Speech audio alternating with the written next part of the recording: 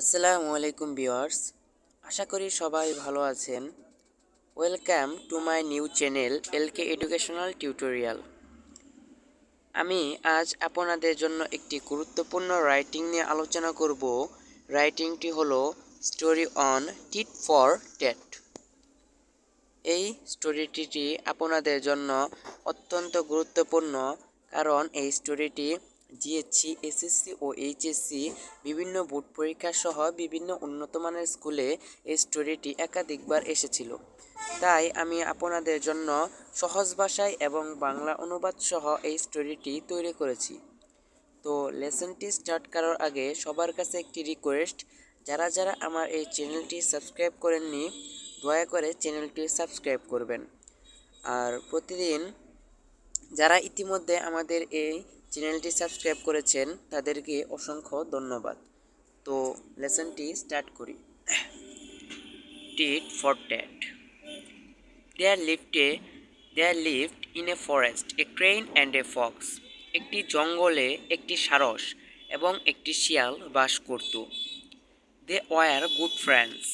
তারা ভালো বন্ধু ছিল। They used to kill small creatures and share the food together. তারা ছোট প্রাণী হত্যা করত এবং একসাথে খাবার ভাগ করে নিত। One day, the crane invited the fox to his house for dinner. একদিন সারস শিয়ালকে তার বাড়িতে রাতের খাবারের জন্য আমন্ত্রণ জানায়। The fox did hardly eat anything during the day. শিয়াল দিনে খুব কমই কিছু খায়, কারণ because he thought that his friend must have arranged for a good feast. কারণ সে ভেবেছিল যে তার বন্ধু অবশ্যই একটি ভালো ভোজের ব্যবস্থা করেছে। But when the food was served by the crane, the fox found that it was inside a narrow-necked jar. কিন্তু যখন সারস দিয়ে খাবার পরিবেশন করা হয়, শিয়াল দেখতে পায় যে এটি একটি সরু ঘাড়ের পাত্রের ভিতরে রয়েছে। From which the fox could not lick to taste the food.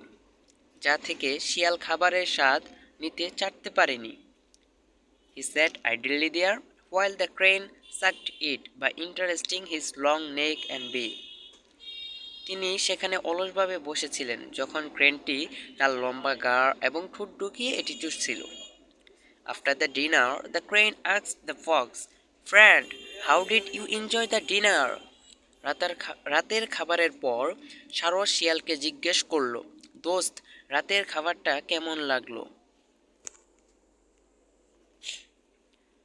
The fox suppressed his great anger and smilingly said, "Oh, it was really a fine dinner."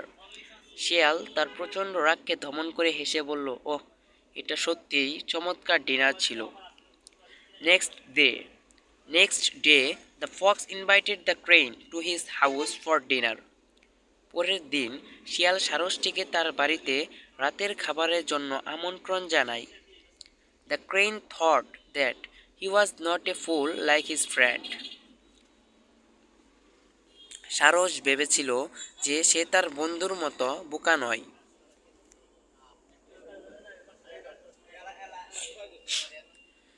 He would eat all the food given to him by the fox. শিয়ালের দেওয়া সব খাবার সে খেয়ে ফেলত। He also did not take much food during the day to retain good appetite and went early in the evening to the fox house. ভালো ক্ষুধা ধরে রাখার জন্য সে দিনের বেলা বেশি খাবারও নেয়নি এবং সন্ধ্যার আগে শিয়ালের বাড়িতে চলে গিয়েছিল।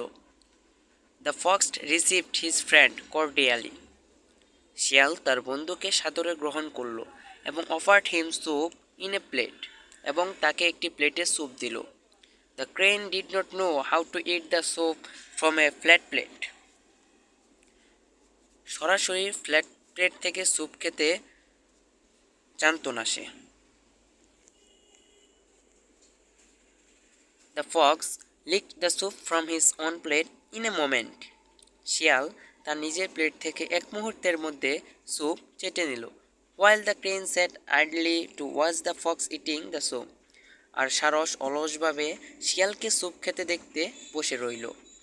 আফটার দ্য ডিনার, রাতের খাবারের পরে, the fox asked the crane, friend, how did you enjoy the dinner? শিয়াল সারসকে জিজ্ঞাসা করল, দোস্ত, রাতের খাবারটা কেমন লাগলো? The crane replied, oh, it was fine, I really enjoyed it. Crane উত্তর দিল, ওহ, এটা ঠিক ছিল, আমি সত্যিই এটা উপভোগ করেছিলাম।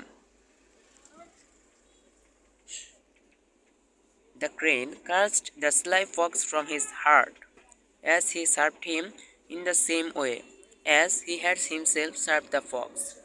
ক্রেন তার হৃদয় থেকে ধূর্ত শিয়ালকে অভিশাপ দিয়েছিল, যেমন সে তাকে সেবা করেছিল, যেভাবে সে নিজে শিয়ালকে সেবা করেছিল। The hungry crane had to return home in an angry mood. ক্ষুধার্ত সারস রাগান্বিত মেজাজে বাড়ি ফিরে গিয়েছিল। সো এই